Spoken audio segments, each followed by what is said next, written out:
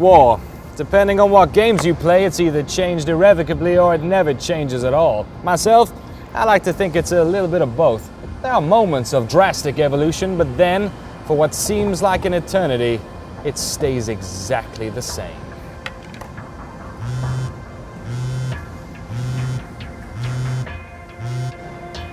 Yes, Doug. Sir, have you seen the news? They've announced the new COD. COD? I'm more of a ribs man myself. They're calling it the most advanced version yet. I don't care how advanced the COD is, Doug, you still can't cover it in barbecue sauce. What should we do?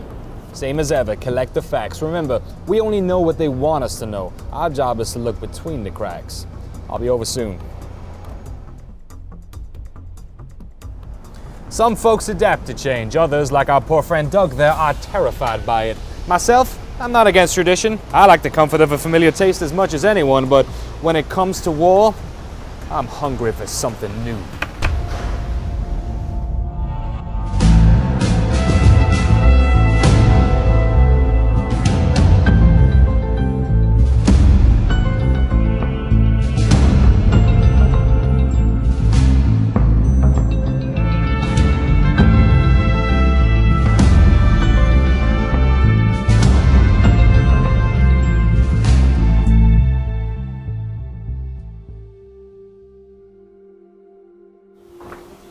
Okay, I've collected as much as we know so far. And what do we know so far? It's new Call of Duty, advanced warfare, future weapons, new geopolitical landscape, PMCs, that sort of thing. Who's involved? It's being headed up by Sledgehammer Games.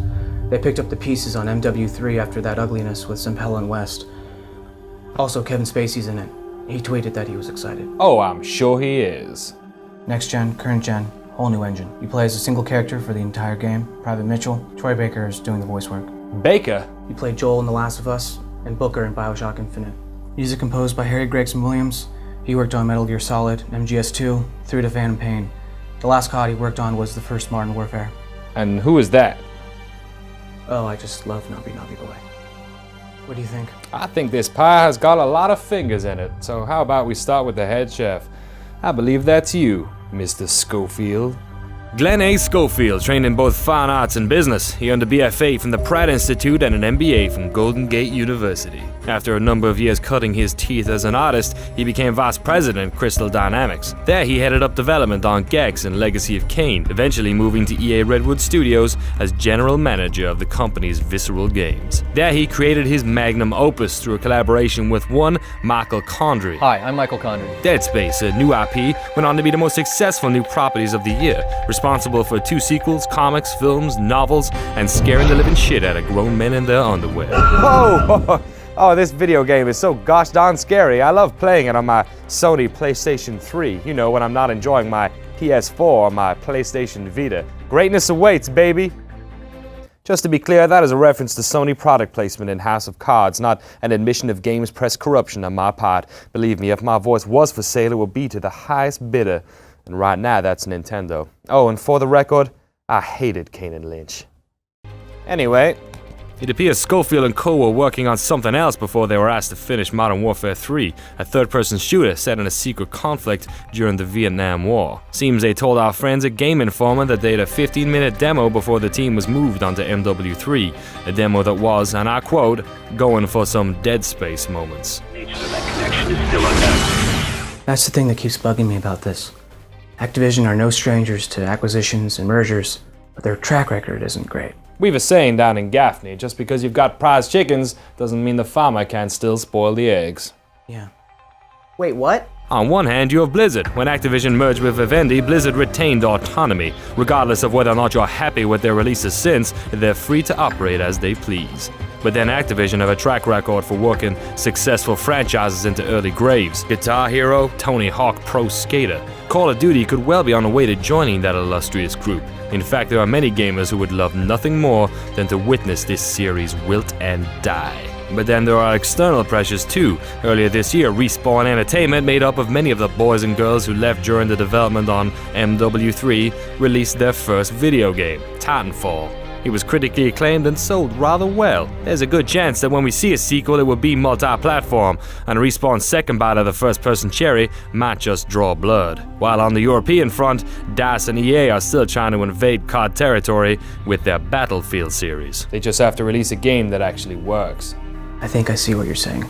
The Call of Duty franchise stands at the end of a precipice. All that's left to do now is jump, leave the past behind. They just have to hope that they grow wings before they hit the ground. What next? We wait. Let's see what Schofield and Co. come up with. We'll return to this later.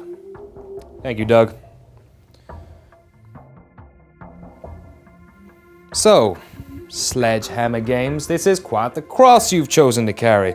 One of the most beloved, critiqued, and hated franchises in the history of video games. But what a twist in the tale it would be if the franchise that so many wanted to die was what breathed new life into FPS military shooters. So, Sledgehammer, if you truly are a sledgehammer, do what you were made to do. Tear down this house of cards and build us something new.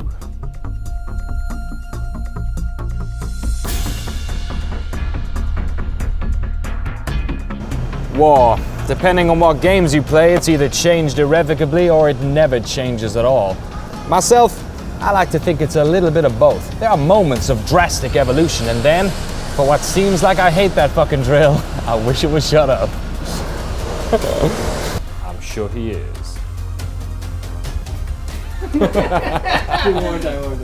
That was a funny turn. That was a funny turn. Alright. Keep that one. No, should I do like it like this? I'm sure he is.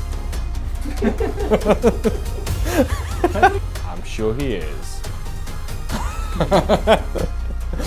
Sorry, look. Alright. I'm sure he is. I'm sure he is. Some folks adapt to change, others, like our poor friend Doug there, are terrified by it. Myself, I'm not against tradition. I like the comforts of a familiar taste as much as anyone, but when it comes to war, I hate that fucking drill.